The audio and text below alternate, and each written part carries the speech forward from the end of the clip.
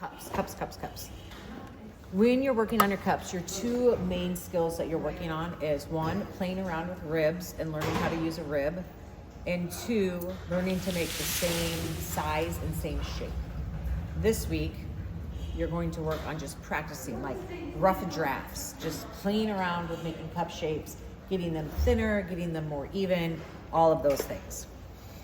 So we have a great start to this one. You're going to approach it from a cylinder shape.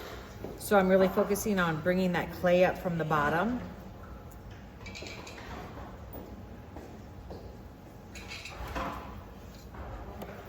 So I want you guys to focus on trying to do 3 poles. I want you to improve your cylinder making skills. When you're making your cups, you have to think about how people are gonna hold it, how much liquid's gonna be in it. We talked about how clay shrinks, and so you want to be able to fit your fist in here. This is still a pretty tight fit. Unless you're doing a tumbler. The tumbler would of course just be a little bit taller.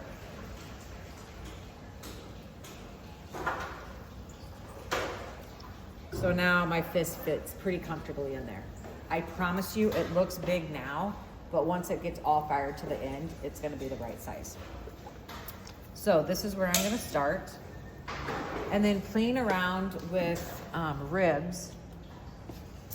I love using this metal rib. When I use this metal rib, I'm using the curved side. You can use this side too, but this tends to give you lines, the curved side doesn't. When you are using a rib, you want the inside to be wet so that your fingers will just glide along. When you're using a rib, you have to be able to apply pressure on the inside to support the pressure you're putting on the outside, okay? So I want to shape this up a little bit. I'm gonna curve this and get the curve and the shape that I'm looking for. I'm bringing that inside finger up like this with the rib, okay? And I don't hold the rib straight like this with my pot. I hold it a little bit like, kind of like I'm petting it rather than scratching it, okay? So that is one way to use a rib. When you are making a cup, you really need to think about the size and you need to think about the rim. If the rim is too thick, whoever's drinking it will literally like dribble out of their mouth, okay? If it's too sharp, it's gonna be uncomfortable. So I want you to use chamois. Traditionally these were leather, but now they're synthetic.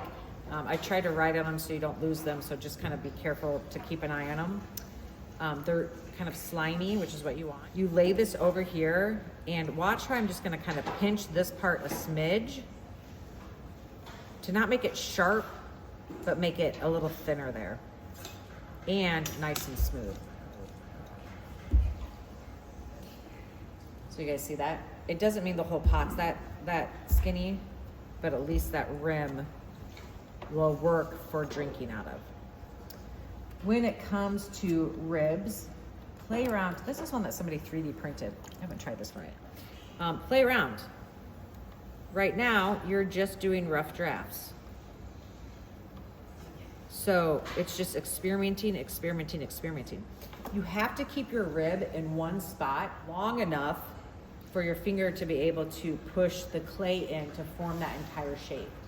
It takes a good 100 revolutions in order for it to go into that entire shape. When you are thinking about the shape of your cup, you want to think about how the person's gonna hold it. So for an example, when I did that, this got really wide.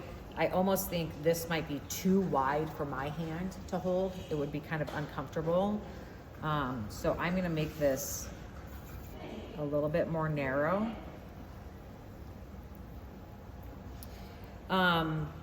Another thing to think about is when you're doing like bubble bases, you know, think about how they're gonna hold it. Like this would be nice to hold the skinnier part right here, right? So you kind of have something to hold on to. Think about all those different things when it comes to making your cup. You do not want your cup to flare out like this. If your cup flares out like that, when you go to drink from it, Literally the liquid will come out both sides of the cup around your mouth, okay? So you wanna make sure that your rim is straight up and has that nice rim. Improving or continuing our skills with cylinder, where you started with cylinders, you are going to trim this. Hold on, I want to do some stuff here. You're going to trim this and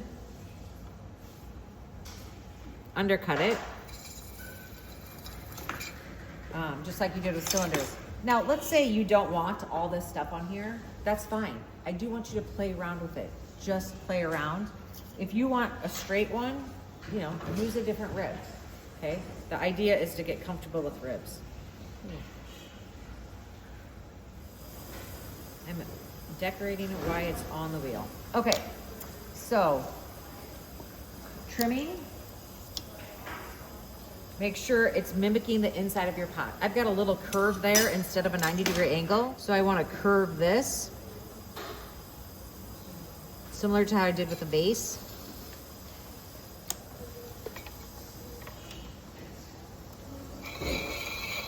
You're also working on, you know, making them not bottom heavy. So you want to get that clay away. Don't forget your undercut. We are not trimming these. We are not putting feet on these. The skills you're practicing are like the next step in cylinders, bases, flat bottom forms. You don't have to keep these, but once, like, let's keep them for the day. And then once you get a form you really like, get rid of the other ones and keep that one form. And like, let's say this is the form I want to reproduce. I'm going to keep that in front of me next week when I'm throwing multiple ones so that I can keep looking at it. Does that make sense? But today I'm just going to throw 7, 8 different cups, see which one I like the best that I want to replicate.